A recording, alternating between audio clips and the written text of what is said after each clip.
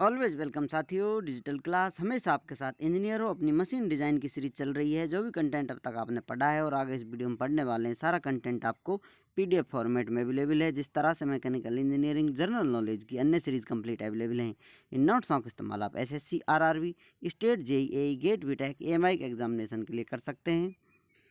आइए साथियों, शुरुआत करते हैं नए टॉपिक की। बियरिंग्स। कौन होगा इस दुनिया में जो बियरिंग के बारे में नहीं जानता? जो नहीं जानता उस पर ज़रूरी जुल्म हुए होंगे। दुनिया के सितम सहरा होगा, उसे आज़ाद कराने में उसकी ज़्यादा से ज़्यादा मदद करें, जितना आपसे हो सकता है, क्योंकि आज़ादी सभी का मूल अधिकार है। चलिए शुरुआत करते हैं बेयरिंग के साथियों। जैसा कि हम जानते हैं, बेयरिंग जहाँ भी हम इस्तेमाल करते हैं, कोई शाफ्ट है, उस पर यदि हमें रिलेटिव मोशन कराना हो, शाफ्ट के मध्य में कोई दूसरा यहाँ पर व्हील, व्हीकल कुछ भी हो सकता है, कोई पार्ट हो सकता है, या फिर सपोर्ट मिल रहा है इसको यहाँ पर और ये शाफ्ट रोटेशन कर रही है, इस प्रकार के जो मोशन हो पाते हैं वो बियरिंग की सहायता से बड़े ही आसान हो जाते हैं। अब कोई कमेंट बॉक्स में आकर ये नहीं पूछेगा, बेयरिंग तुम दुनिया में आखिर आए ही क्यों हो? क्योंकि जैसा आपको बताया था, हर किसी चीज़ की, हर इन्वेंशन की अपनी एक लंबी कहानी होती है, लेकिन हम सिलेबस के हिसाब से उसे बहुत तेज़ पढ़ते रहते हैं। मोटा मोटा जो जितने हमारे काम का है उतना उसमें से निकाल कर स्टडी करते रहते हैं। इंटरेस्टेड और भी गहराई में चले जाते हैं। जैसा आपको बताया था, शाफ्ट है, इसको आप रोटेशन प्रोवाइड करना चाहते हैं तो यहाँ इसे फिक्स रख सकते हैं, या फिर इसको फिक्स रखते हैं। यहाँ जो पार्ट जुड़ा हुआ है उसको रोटेशन देना चाहते हैं तो हम बियरिंग का इस्तेमाल करते हैं, क्योंकि इनके मध्य में फ्रिक्शन होगा तो फ्रिक्शन लॉस होगा, जिससे हमें जो गति चाहिए, रोटेशन चाहिए, ठीक नहीं मिल पाएंगे, एनर्जी वेस्ट होगी। उसे रोकने के लिए हम बेयरिंग्स का इस्तेमाल करते हैं। और भी इसके अलग अलग तरह के उपयोग आप आगे जाकर देखेंगे। अभी शुरुआत करते हैं। इन भावनाओं को शब्दों में परोना हो तो किस प्रकार से बोल सकते हैं या लिख सकते हैं? Bearings are machine elements that support a moving element. Moving element में क्या? शाफ्ट, एक्सल, ये हो सकते हैं। विथ मिनिमम फ्रिक्शन, मेन काम है अपना फ्रिक्शन को कम करना। बियरिंग ये सब आसानी से कर देते हैं और ये सपोर्ट भी प्रदान करते हैं। कहीं आपको सपोर्ट चाहिए, किसी एक्सल को, किसी बीम को, किसी चीज़ को कनेक्शन में रखना हो, और आप देखना चाहें कि अगर फंक्शन होते हैं बियरिंग्स के, फंक्शन ऑफ बियरिंग्स में आप ऐड कर सकते हैं support the load acting on shaft. यदि शाफ्ट पर लोड एक्ट कर रहा है, ये शाफ्ट लगी हुई है, बेयरिंग इधर से सपोर्ट कर रहे हैं इसको, शाफ्ट पर लोड लग रहा है तो यहाँ पर क्या हो रहा है? इसको सपोर्ट किया जा रहा है, शाफ्ट को। इस शाफ्ट पर लोड लग रहा है, बियरिंग इस शाफ्ट को सपोर्ट दे रहे हैं। भले ही इसमें बेंडिंग आ रही हो, लेकिन ये इसका साथ नहीं छोड़ेंगे। इतना इस पर भरोसा किया जा सकता है। कितना भरोसा किया जा सकता है वो हम आगे जानेंगे। अभी इनको आजमा कर भी देखेंगे। Permit rotation of shaft with minimum friction. ये क्या है? परमिशन देता है रोटेशन की बेयरिंग शाफ्ट के लिए कम से कम फ्रिक्शन पर। तो ये इसके कुछ फंक्शन है, और आपको लग रहा है कि हम तो महारत हासिल कर चुके हैं बियरिंग के बारे में, तो एक्सट्रैक्ट कर सकते हैं। अब जान लेते हैं साथियों, शुरुआत करते हैं टाइप्स ऑफ बियरिंग।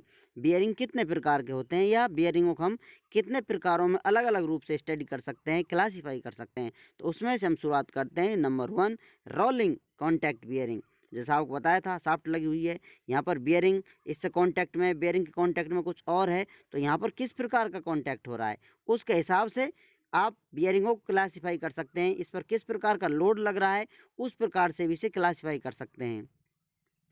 जो इसकी रेडियस की तरफ, रेडियस की डायरेक्शन में सेंटर की तरफ लोड लग रहा है, इस प्रकार से उसको रेडियल लोड बोलेंगे। जो एक्सल की तरफ लोड लग रहा है उसे एक्सियल लोड बोलेंगे, जो इस शाफ्ट के बिल्कुल सामने होगा।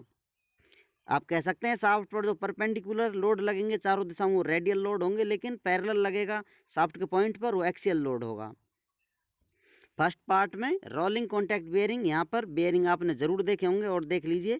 इस प्रकार से जो बाहर का पार्ट है उसको आप बोलेंगे आउटर रेस, और इसके मध्य में कुछ इस प्रकार से बॉल्स या रोलर्स लगे हुए होंगे, और उनको रोकने के लिए एक केज लगा हुआ होगा, पिंजरा लगा हुआ होगा, उसके अंदर एक पार्ट लगा हुआ होगा जो इनर रेस कहलाएगा। जैसा कि यहाँ आप डायग्राम में देख सकते हैं, जो भी आपको बताया था, यहाँ पर आउटर पार्ट को फिक्स एलिमेंट बोल दिया गया है, और जो अंदर यहाँ आप लगाएंगे कुछ, उसको मूविंग एलिमेंट से कनेक्ट कर देंगे, और इसके अंदर जो लगे हुए हैं गोल गोल, ये बॉल्स होंगे या रोलर्स होंगे। जो रोटेशन हो रहा होगा इस प्रकार से शाफ्ट इसमें आपने लगा रखी, रोटेशन दे रहे हैं, तो ये जो बॉल्स या रोलर्स लगे हुए हैं ये रोलिंग कर रहे होंगे, तो कॉन्टैक्ट बना हुआ है रोलिंग कॉन्टैक्ट बियरिंग। दूसरा क्लासिफिकेशन देखा जाए या टाइप देखा जाए, स्लाइडिंग कॉन्टैक्ट बेयरिंग, इनके मध्य में स्लाइडिंग हो रही होगी। अभी आपने देखा था इस प्रकार कोई सरफेस है, यहाँ पर कोई वॉल बील है, इसको सेंटर के सापेक्ष घुमा दिया जाए, आगे ले जाया जाए तो ये स्लाइडिंग होगी, फ्रिक्शन होगा। लेकिन इसको रोटेशन दे दिया जाए तो आसानी से घूमता हुआ आगे चला जाएगा, इस प्रकार से रोटेशन करता हुआ। तो यदि ये घूमता हुआ जाए, इस प्रकार से घूमता हुआ जाए सरफेस पर, तो रोलिंग होती है। इसको खींच लिया जाए या फिर इसमें रगड़ करता रहे एक साथ, तो इसको आप बोलेंगे स्लाइडिंग हो रही है। इसे और यहाँ आप देख सकते हैं, ये कोई फिक्स पार्ट है किसी बॉडी का, उसमें आपने होल कर दिया है। अब इसमें आप कोई शाफ्ट डालेंगे तो क्या होगा, इसमें बॉल रोलर कुछ नहीं है, डायरेक्ट शाफ्ट कांटेक्ट में आ जाएगी, इतना इसका डायमीटर होगा। तो अब इसमें आप रोटेशन प्रोवाइड करेंगे तो यहाँ पर स्लाइडिंग हो रही होगी या कहीं फ्रिक्शन हो रहा होगा। इसे रोकने के लिए आपको कुछ एक्स्ट्रा इंतजाम करने होंगे। वो इंतजाम ही लुब्रिकेशन कहलाता है, लुब्रिकेंट इस्तेमाल करते हैं वो। और आगे डिटेल में जानेंगे हम। फिक्स्ड एलिमेंट आपको बता दिया, ये वाला बाहर वाला पार्ट जिस इस प्रकार से लाइनों से बना हुआ है, फिक्स्ड एलिमेंट है। इसके अंदर मूविंग एलिमेंट है, इसे आप मूविंग एलिमेंट मान लीजिए। इस तरह की जो लाइन है इसमें इस प्रकार से रोटेशन कर रहा है, या फिर आप कह सकते हैं ये हॉल है, इसमें मूविंग एलिमेंट को अंदर डाला जाएगा और फिर इसमें स्लाइडिंग होगी।